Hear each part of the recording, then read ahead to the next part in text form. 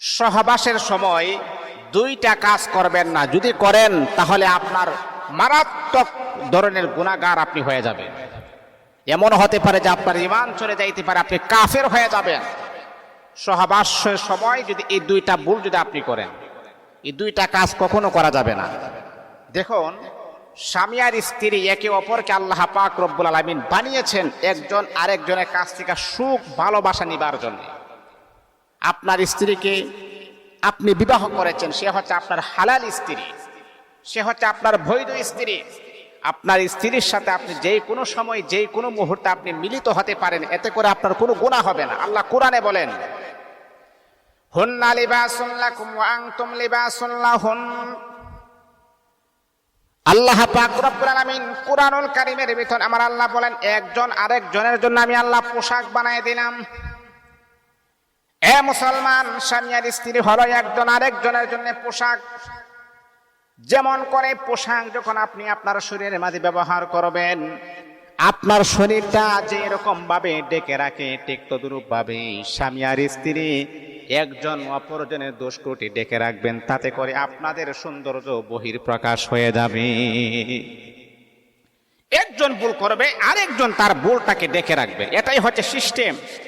এমনটা যদি করতে পারেন তাহলে আপনাদের সংসারে শান্তি বয়ে আনবে, সুখ বয়ে আনবে।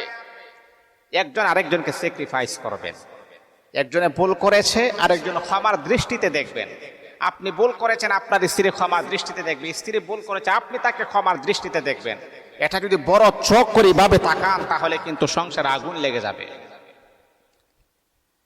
এ মা বোনেরা, যখন আপনার স্বামীর রাগ যখন অতিমাত্রা বেড়ে যাবে তখন আপনি কোনো কথা বলবেন না, একদম চুপ থাকবেন, কোনো কথা বলবেন না। আবার যখন আপনার স্ত্রীর রাগ অভিমান যখন বেড়ে যাবে তখন আপনি কোনো কথা বলবেন না, চুপ থাকবেন। এতে করে কি হবে আপনি জানেননি?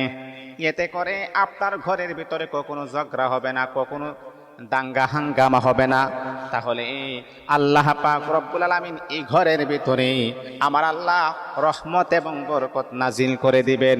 এই সংসারের ভিতরে কখনো ফাটাল সৃষ্টি হবে না। যদি আপনারা মনে করেন ছোটখাটো বিষয় নিয়ে যদি ঝগড়া করেন তাহলে কিন্তু অশান্তি লেগেই থাকবে। অনেক ফ্যামিলিতে এমন আছে ছোটখাটো বিষয় নিয়ে, কিঞ্চিত পরিমাণ বিষয় নিয়ে, এই বিষয়টা যখন অনেকে জানতে পারে হাসাহাসি করে, এক বেটা এই বিষয় নিয়ে কি ঝগড়া হয়? একটা কিঞ্চিত পরিমাণে একটা বিষয় নিয়ে ডিভোর্স পর্যন্ত হয়ে যায়। অনেক ফ্যামিলিতে এমন আছে, স্বামী তার স্ত্রীকে সহ্য করতে পারে না, স্ত্রী তার স্বামীকে সহ্য করতে পারে না। এ মুসলমান, ছোটখাটো বিষয় নিয়ে ঝগড়া যখন শুরু হয়ে যায় মাঝখানে কিন্তু শয়তান চলে আসে। শয়তান আসার পরে দুইজনকে ঝগড়া আরো লাগাইয়া দেয়। শয়তান মাঝখানে এসে তাদের দুইজনকে বাতাস করা শুরু করে। যখন আগুন লেগে যায়, আগুনের মাঝে যখন আপনি বাতাস করবেন তখন আগুনের প্রখরতা আরো বেড়ে যায়। ঠিক তদ্রূপ ভাবে স্বামী আর স্ত্রী যখন ঝগড়া লেগে যায় মাঝখানে শয়তান এসে বাতাস শুরু করে দেয়, আগুনটা আরো ধরায়া দেয়, রাগ অভিমানটা আরো বাড়ায়া দেয়। এমন ভাবে রাগ অভিমান তাদেরকে চেপে ধরে একজন আরেকজনকে ডিভোর্স পর্যন্ত দিয়া দেয়, তালাক পর্যন্ত চলে যায়। এই জন্য সহবাস করার সময় বলো, দুইটি কাজ যদি আপনি করেন তাহলে কিন্তু আপনি কাফের হয়ে যাবেন। এক নাম্বার হলো, যদি আপনি এমনটা মনে করেন সহবাস করলে আল্লাহ পাক রব্বুল আলামিন সন্তানের বাবা বানাবে, সহবাস করলে মেয়ে সন্তানের বাবা বানাবে, না না, এমনটা কখনো, এমন ভুল কখনো করা যাবে না। ও মুসলমান, আপনি জানেননি সন্তান দেওয়ার একমাত্র মালিক হচ্ছেন আমার আল্লাহ।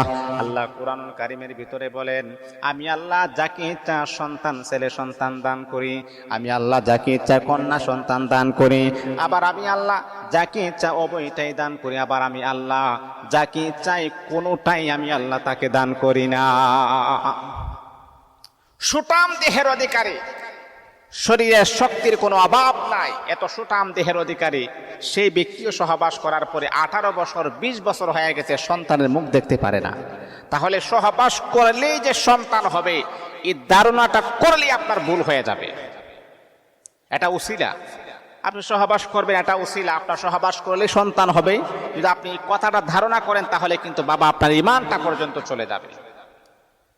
আপনি শুরু করবেন যখন সহবাস যখন আপনি করবেন বিসমিল্লাহির রহমানির রহিম, আল্লাহ পাক রব্বুল আলামিনের নাম নিয়ে আপনি শুরু করবেন আর বলবেন রব্বুল আলামিন, আল্লাহ তুমি আমাকে একটা নেককার সন্তানের বাবা বানায় দাও, তুমি আমাকে একটা কন্যা সন্তানের বাবা বানায় দাও। কিন্তু আপনি যদি এমনটা ধারণা করেন সহবাস করলেই আমার সন্তান হবে, এমন ধারণা কখনো কোনো মুমিন মুত্তাকি করতে পারে না। এটা করবেন না।